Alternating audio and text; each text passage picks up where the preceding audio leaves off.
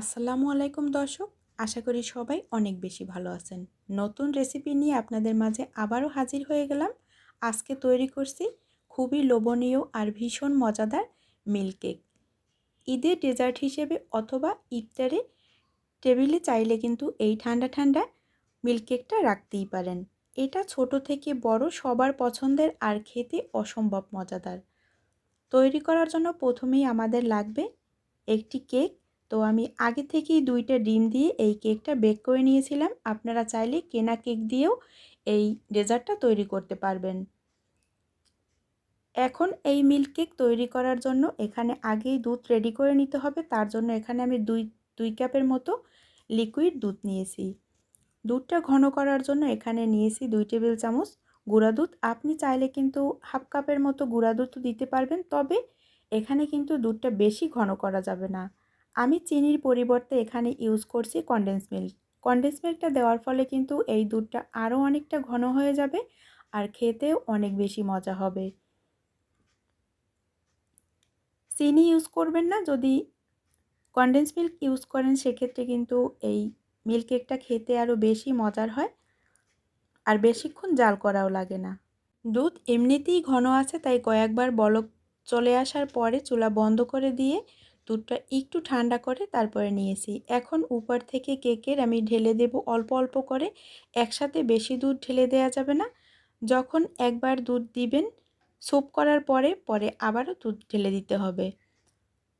তো এখন দুধটা ভালোভাবে সোক করার জন্য একটি কাঁটা চামচের সাহায্যে আমি একটু কেচে নেব। এতে দুধটা খুব ভালোভাবে কেকের ভিতরে প্রবেশ করতে পারবে আর কেকটা খেতেও খুব মজা হবে আর খুবই নরম তুলতুলে হবে। এইদিকে দুধটা কেকের ভিতরে সোক হতে থাক, এইদিকে আমি কিন্তু ক্রিমটা রেডি করে নেব। তার জন্য একটি বাটিতে নিয়েছি আমি 1 কাপ পরিমাণে হুইপ ক্রিম।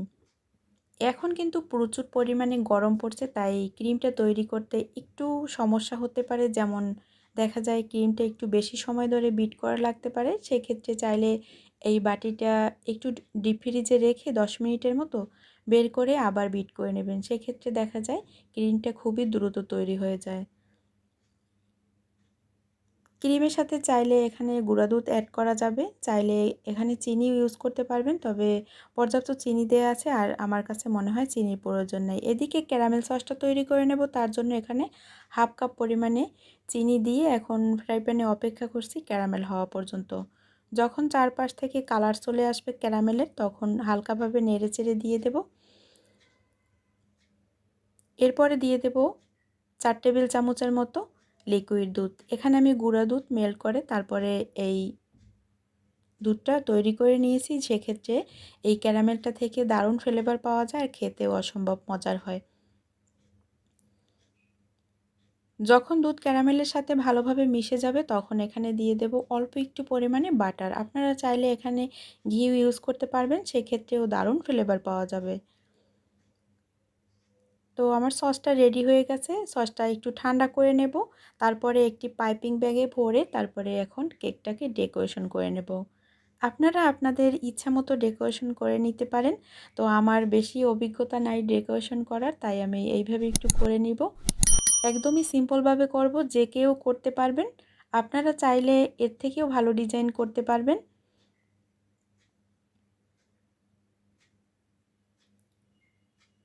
আমি এমনভাবে ডেকোরেশন করছি যে কোনো দিন ডেকোরেশন করেনি সেও কিন্তু এই ভিডিও দেখে ডেকোরেশন করে নিতে পারবে কেকে। তো এখন আমি ডিপ ফ্রিজে আমি রেখেছিলাম আধা ঘন্টার মতো। এরপরে ডিপ ফ্রিজ থেকে বের করে এখন কেটে আপনাদের সাথে একটু শেয়ার করছি যে ভেতর থেকে কতটা সফট হয়েছে। বিশ্বাস করেন এই মিল্ক কেকটা কিন্তু খেতে অসম্ভব মজার হয়েছিল। ইফতারের টেবিলে দারুণ লেগেছিল। সবাই বলছে কিন্তু ভীষণ মজার হয়েছে। বাসায় একবার হলেও ট্রাই করে দেখবেন, আসছে ঈদে অথবা ইফতারের টেবিলে। আর এই মিল্ক কেকটা কিন্তু ঠান্ডা ঠান্ডা খেতেই বেশি মজার হয়। এক টুকরা খেলেই কিন্তু মন প্রাণ ঠান্ডা হয়ে যায় আর খেতেও অসম্ভব মজাদার। আশা করি আজকের রেসিপিটা অনেক বেশি ভালো লাগবে। রেসিপি যদি ভালো লেগে থাকে এরকম মজার মজার রেসিপি পেতে প্লিজ আমার চ্যানেলটি সাবস্ক্রাইব করবেন, লাইক কমেন্ট শেয়ার করে আমার পাশে থাকবেন। দেখা হবে নতুন পর্বে। আল্লাহ হাফেজ।